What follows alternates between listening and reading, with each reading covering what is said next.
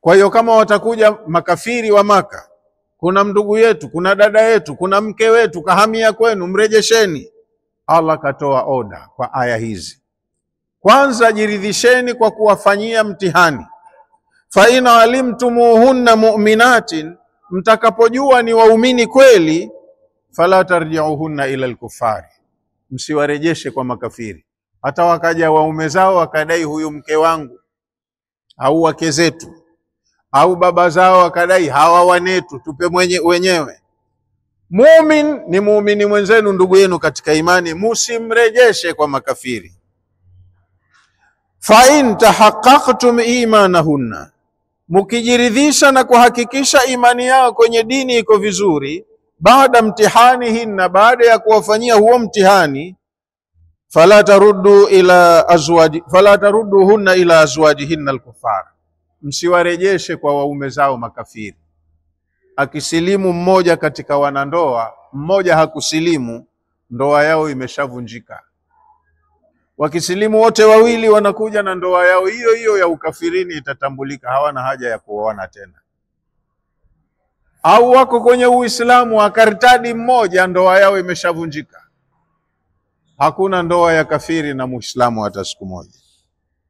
Kwa hiyo mkijiridhisha hawa wamehamia huku ni Waislamu wenzetu, msiwarejeshe kwa makafiri hata wakidai ni waume zao. Lahunna hillu lahum, kitendo cha kusilimu tu huyu mmoja, hawa wanawake wanaosilimu si halali tena kwa wanaume makafiri. Kisha kuwa si halali yake, kasilimu tu na mmejiridhisha kweli kasilimu.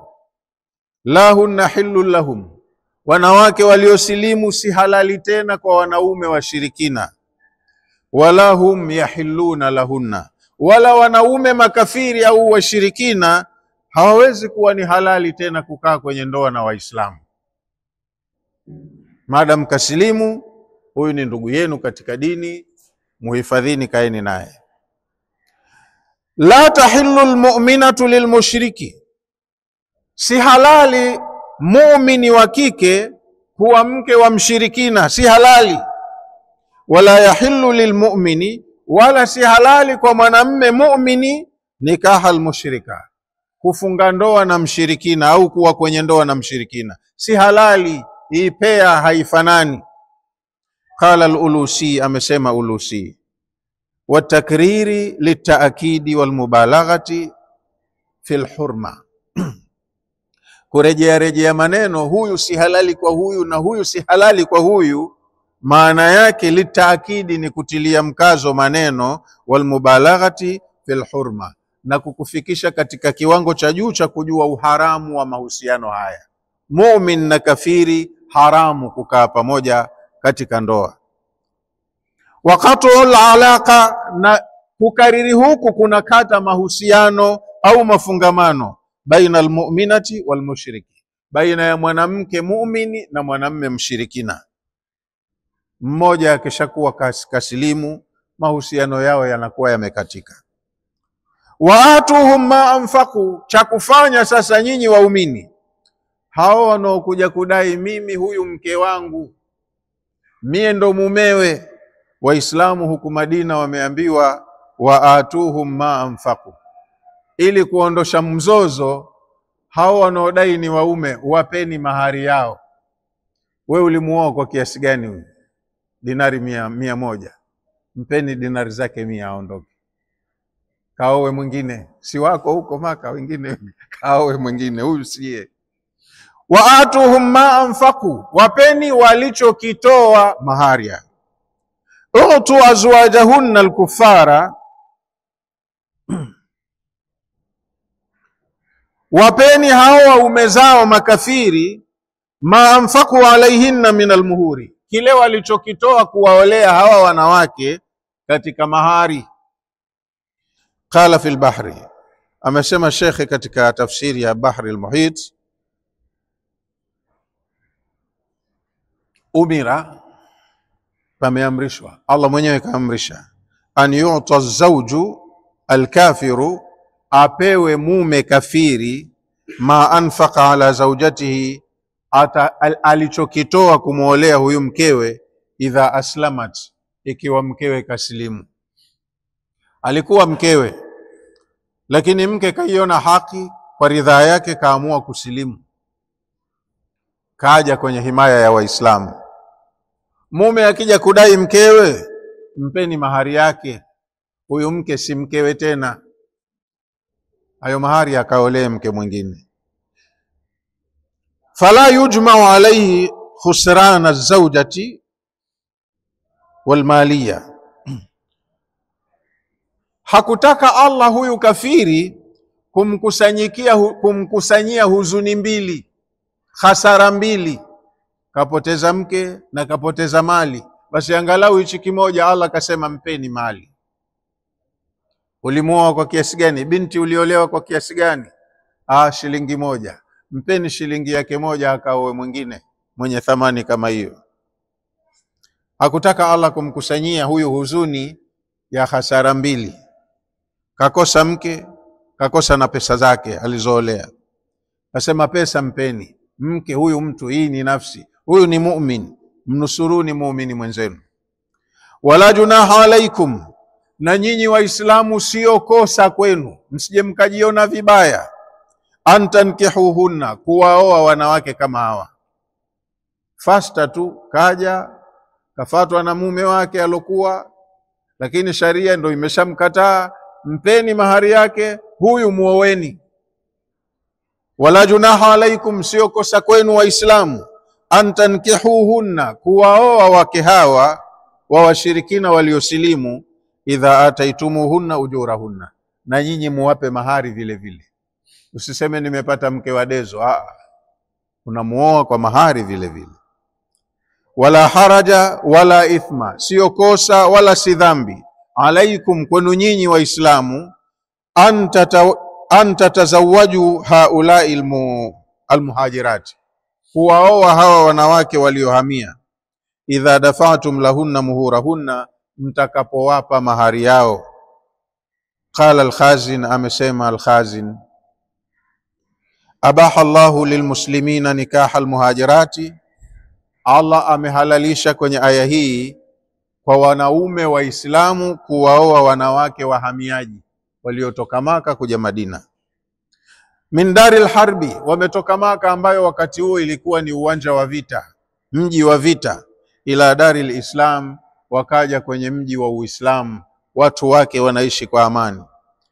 Wa in kana lahunna azwajun kufaru, ijapokuwa walikuwa wanao waume zao lakini makafiri. Automatically kitendo cha kusilimu huyu mke, mume akabaki kafiri, ndoa yao imevunjika. Hakuna ndoa, na nyinyi Waislamu muwaoe kwa kuwapa mahari yao na taratibu zote za ndoa zitimie. Lianna alislama, kwa sababu Uislamu, faraka bainahunna wa baina azwajihinna alkufar. Kitendo cha kusilimu huyu mke, Uislamu wake umeshamtenganisha baina yake na mume wake kafiri. Uislamu hauruhusu mjumuiko ndoa ya watu wa dini tofauti. Wataqa'u alfurqatu binqidha'i iddatuha,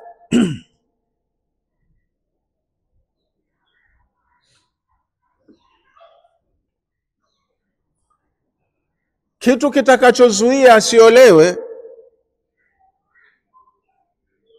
ni kwa sababu lazima na yeye akaeda, sikatoka kwa mume wake huko, anakaa eda ya kawaida ya sharia, ikimaliza eda ndo anaweza akaolewa. Wala tumsiku bi'isamil kawafiri, wanahutubiwa Waislamu, wala musizingatie hivi vifungo vya kikafiri. Mkasema mke wa mtu lakini hajaachwa bado. Hakuna kuachwa hapo, talaka ni ile kutofautisha dini tu. Msizingatie hivi vifungo, mahusiano ya kikafiri. Alikuwa mke wa fulani, alikuwa, sio mpaka sasa hivi kuwa ni mkewe. Madam kaslimu na yule kafiri, hamna ndoa na yeye tena. Wakimaliza eda waoweni. Wala tumsiku, musishikilie katika kuvitambua, biuqudi zaujatikum alkafirat, nyinyi Waislamu, yani kwa mfano mwingine, nyinyi Waislamu wake zenu pia wametoroka, wametoka Madina wakaenda zao Maka, na wameenda zao Maka, labda wamevutiwa na dini ya wazee wao na ndugu zao, hawakupenda kuachana na ndugu zao, wakabaki kule. Hukumu ndo ile ile. Msiseme yule mke wangu, yule mke wangu. Hapana, keshakuwa si mkeo. Kama keshabadilisha dini, si mkeo tena, na wewe itabidi ufanye mikakati uoe mke mwingine. Kafiri wewe hatakurejeshea mahari, lakini huku kwenye daula ya Kiislamu pia inazingatiwa. Fulani katorokwa na mkewe kaenda kuritadi, basi anafanyiwa maarifa apewe mahari aoe mke mwingine. Vifungo vya kikafiri, mmoja katika kwenye wanandoa katoka kwenye dini yake akahamia dini nyingine, uhusiano wao waliokuwa nao hauzingatiwi tena. Falaisa bainakum wa bainahunna ismatun wala alaqatun zawjiyya, baina yenu na waliokufuru au walioritadi hapatokuwa tena na mafungamano yoyote ya kindoa. Ikiwa kafiri katorokwa na mkewe kaja kusilimu, au mwanamke wa Kiislamu katoroka kwa mumewe Muislamu akenda akaritadi, hapo ndoa zao wote zitakuwa zimevunjika. Qala al-Qurtubi, amesema Qurtubi, almuradu bil ismati huna an-nikah, makusudio ya neno isma, wala tumsiku bi'isamil kawafir. Isami ni jamu ya isma. Isma ni yale mafungamano ya ndoa, huyo alikuwa mke wa fulani. Msizingatie bado hii ni ndoa ikiwa mmoja keshaachana na imani yake ya tauhid.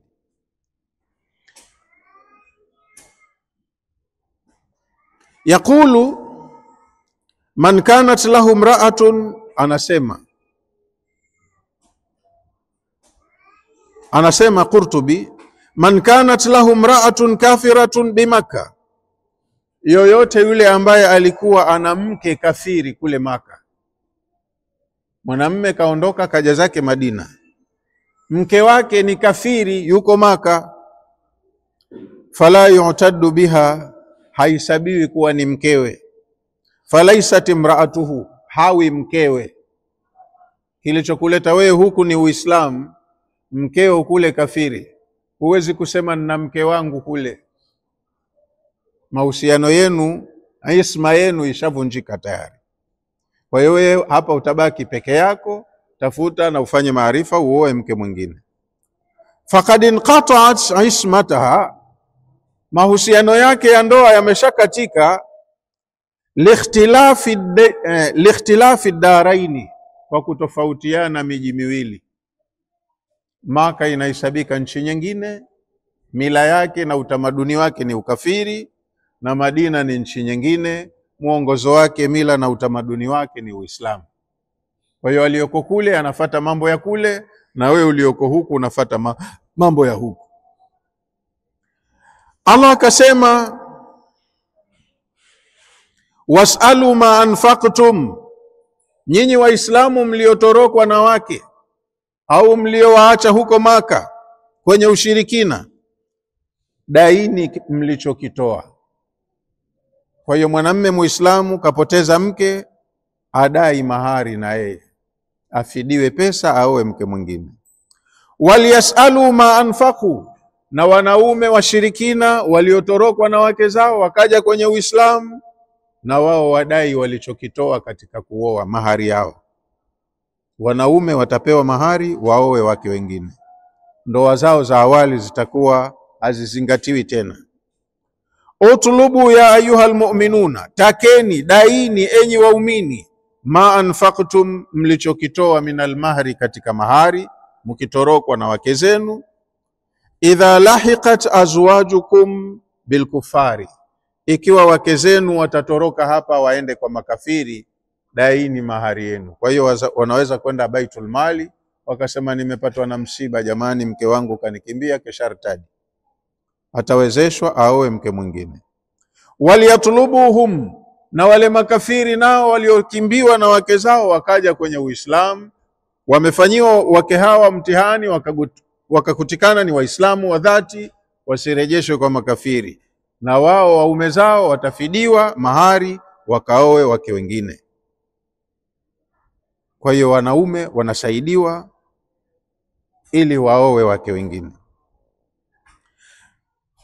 Ma anfaqu, yani waliyatlubuhum ay almushrikina au almushrikuna ma anfaqu, na washirikina wanaume waliopotelewa na wake zao kwa kusilimu wadai na wao walichokitoa. Ala azwajihim almuhajirat, wadai walichokitoa kama mahari kwa hawa wake zao ambao wamehamia Madina wakasilimu.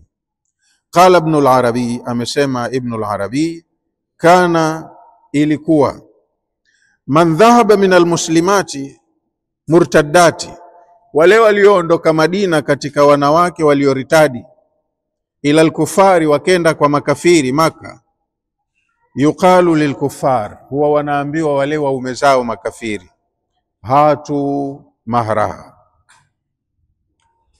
chukua mahari yake. Mahari yake kiasi gani ulimuolea? Wa yuqalu lilmuslimina, na walikuwa wanaambiwa Waislamu, idha jaat ihda alkufarati muslimatin muhajira, atakapokuja mmoja katika wale wanawake makafiri ambaye kahamia Madina, huwa anaambiwa ruddu ila alkufari mahraha, wewe unataka mke, mrejeshe yule kafiri mahari yake, uoe mke huyu alokuwa mke wake. Wakana dhalika, na lilikuwa zoezi hili nasafan wa adla, zoezi hili lilikuwa ni insafu wamefanyiwa watu Waislamu, na ni uadilifu wa Allah subhanahu wa ta'ala, baina alhalataini, baina ya hali mbili, kafiri kukimbiwa na mkewe na Muislamu kukimbiwa na mkewe. Allah kawafanyia insafu hiyo, wapewe tu mahari wakaoe. Ndoa haizingatiwi tena, asiseme huyu mke wangu jamani si mkeo tena. We Muislamu mkeo karitadi si mkeo, we kafiri mkeo kasilimu si mkeo. Lakini kwa ihsani ya Allah anasema wapewe mahari wakaoe tena watu wanaofanana nao. Dhalikum hukmullahi yahkumu bainakum, haya ndo maamuzi ya Allah aliyohukumu baina yenu. Dhalikum hukmullahi, haya ndo maamuzi ya Allah. Allah kahukumu hivi. Yahkumu bainakum, Allah ndo amehukumu hivi baina yenu. Dhalikum huwa shar'ullahi wa hukmuhu, eleweni hii ndo sharia ya Allah na ndiyo hukumu yake. Al-adil, iliyokuwa ya uadilifu. Bainakum, baina yenu.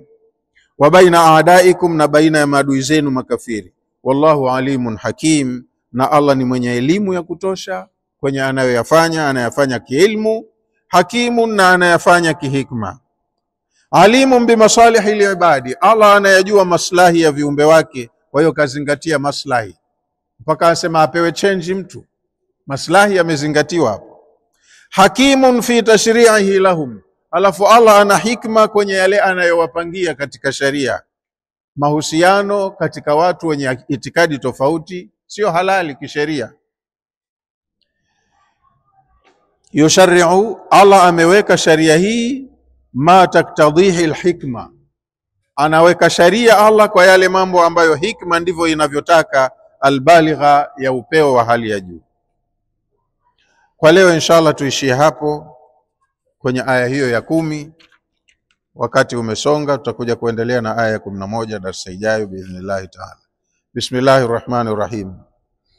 Asallahu an yaj'ala bainakum wa bainal ladhina adaitum minhum mawadda, huenda Allah akajalia baina yenu Waislamu na baina ya hao mlioambiwa mkae nao kiuadui, huenda Allah akajalia mapenzi baadaye baina yenu. Wallahu qadirun, na Allah ana uwezo wa kufanya lolote, anaweza kufanya mageuzi wakati wowote. Wallahu ghafurur rahim, na Allah ni mwingi wa kusamehe na ni mwingi wa rehema. La yanhakumullahu, haja kukatazeni Allah, muzingatie vizuri, haja kukatazeni Allah, anil ladhina lam yuqatilukum fid dini, kuamiliana na makafiri ambao hawakupigieni vita dini. walam yukhrijukum min diyarikum, wala hawakutoeni kwenye miji yenu, mila yenu na utamaduni wenu.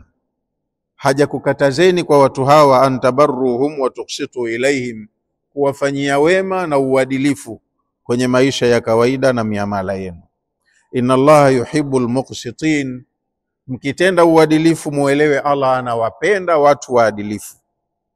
Innama yanhakumullahu, kwa hakika anaokukatazeni Allah katika makafiri, anil ladhina qatalukum fid dini, ni wale ambao wanakupigieni vita dini, wa akhrajukum min diyarikum, wanakutoeni kwenye miji yenu, wanakuvunjieni na kuvurugieni mila yenu, wa dhaharu ala ikhrajikum, na wanashirikiana na makafiri wengine katika kukuharibieni utamaduni wenu.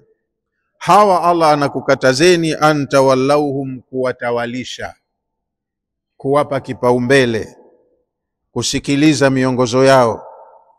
Waman yatawallahum, na anayewatawalisha hawa, ukasema ni kiongozi wetu tunampenda, kafiri, anakuongoza wapi huyu? Atakayewatawalisha hawa, faulaika humu dhalimun, hao ndio waliodhulumu nafsi zao. Kafiri anakupotosha, wewe unasema kiongozi wangu nampenda mwenyewe, mpende tu hivyo hivyo. Ya ayyuhalladhina amanu, enyi mlioamini, idha jaakumul mu'minatu, watakapokujieni wanawake waumini, muhajiratin, wamehama kutoka Maka wakahamia hapa kwenu, famtahinuhunna, wafanyeni mtihani, wapimeni kidogo. Allahu a'lamu biimanihinna, Allah mwenyewe anawajua imani zao, kama ni wakweli au waongo anawajua.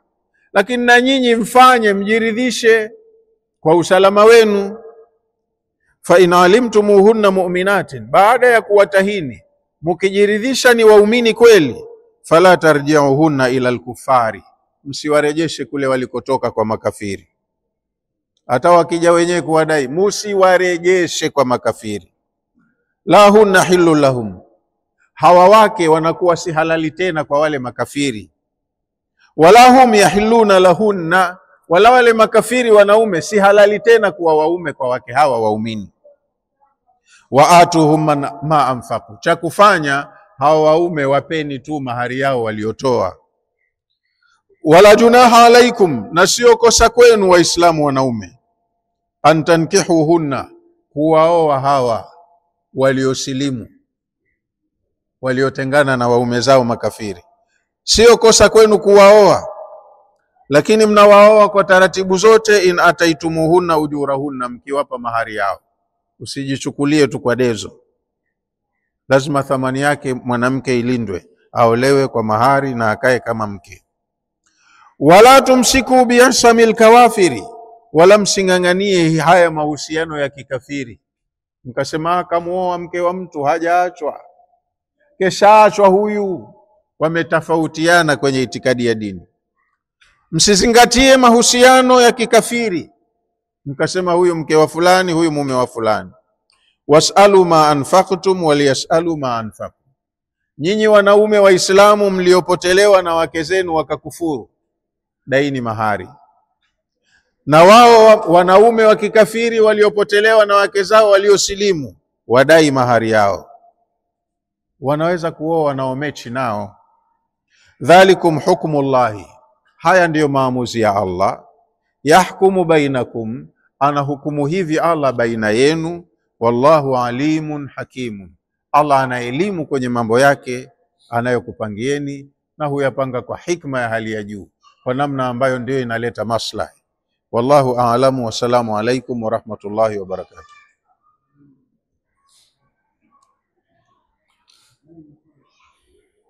Naam.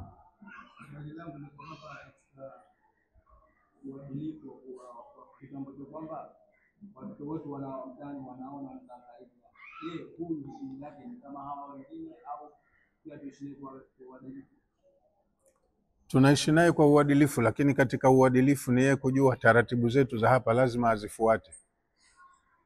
Kwani mtu tuseme anavuna karafuu zake, yeye ndo anahangaika kupalilia, kuchuma, kuanika, na ile ni biashara, ni zao la biashara. Hapa anaweza akaichukua mtu karafuu yake akaenda akauza Dubai yeye mwenyewe. Sharia za hapa sizipo, akikutikana anatiwa hatiani. Sasa na maadili pia hulindwa na sharia zake. Ati mtu anavunja sharia, si mahakama zipo? Kaja hapa, anaishi hapa, aelewe taratibu za hapa na aziheshimu. Tunachoambiwa tuwafanyie uadilifu kwenye miamala na mambo ya kawaida ya kijamii. Taratibu zile, kilichokuwa ni haki yako Muislamu kama raia, na yeye ni haki yake vile vile kama raia.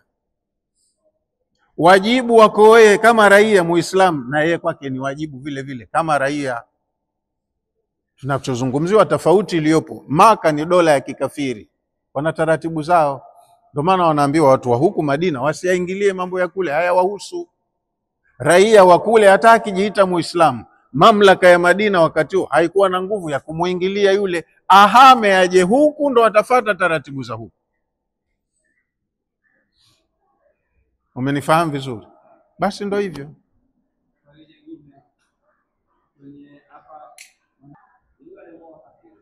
Sijakusikia. Ipo. Lakini lazima iwe tuna kiongozi anayeongoza kwa sharia za Allah na zinafanya kazi kwenye mahakama zetu. Madam tunahisi hili ni kosa, anapelekwa kwenye chombo cha sharia. Ina wataalamu wataangalia mazingira ya kosa na kila kitu na adhabu ya kutolewa pia.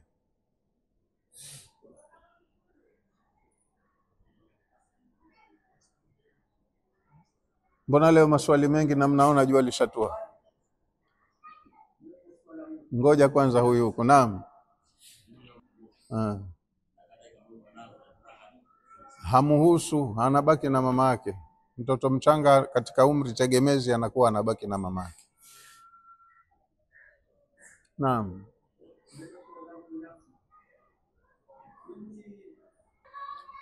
Kwanza, kuchelewa kulipa deni ni kosa kisheria.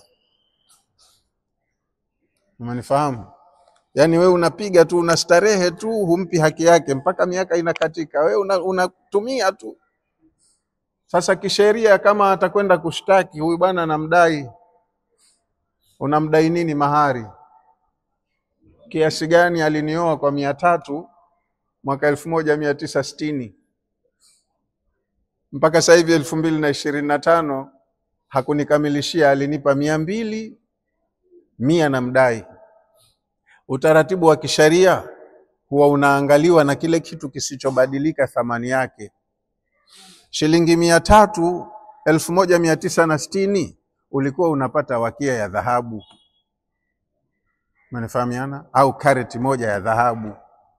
Shilingi 300 1960 unapata kitanda cha samadari na godoro la usufi. Au hujui hivyo vitu? Ndio maana wakae kwa hayo mahari, kwa sababu pesa ilikuwa ina thamani.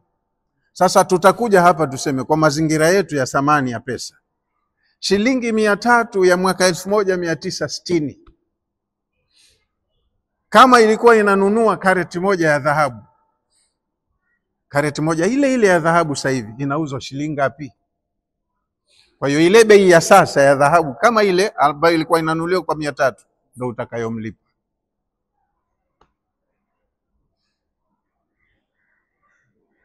Umenifahamu?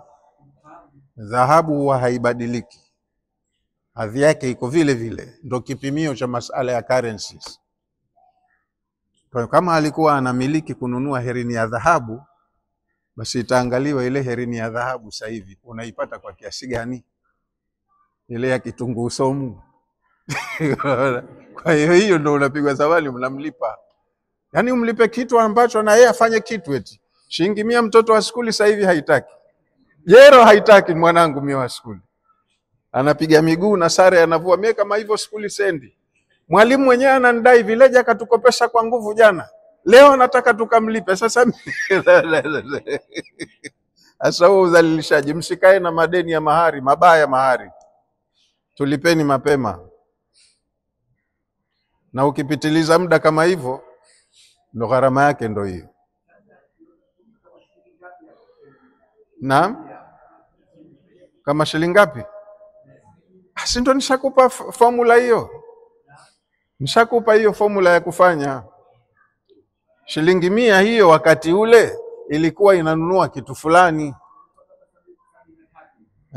Basi ndo umpe kitu ambacho ile shilingi 100 wakati ule ilikuwa inafanya, ndo umpe sasa hivi.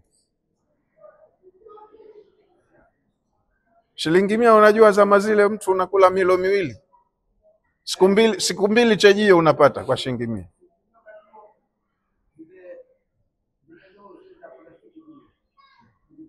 Shilingi 1000 na senti 20. Mwezi mzima hiyo. 1000 na senti 20. Na nilikuwa ndo ninajiona nina mshahara. Nanunua chakula changu cha mwezi na wapelekea wazee. Hiyo 1000 na senti 20. Lakini sasa hivi mtu ukimhadithia wala haamini kwamba hiyo pesa ilikuwa ina maana.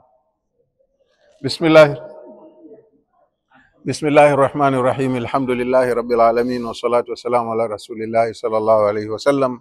Rabbana taqabbal minna innaka antas samiul alim wa tub alayna innaka antat tawwabur rahim waghfir lana warhamna innaka antal ghafurur rahim.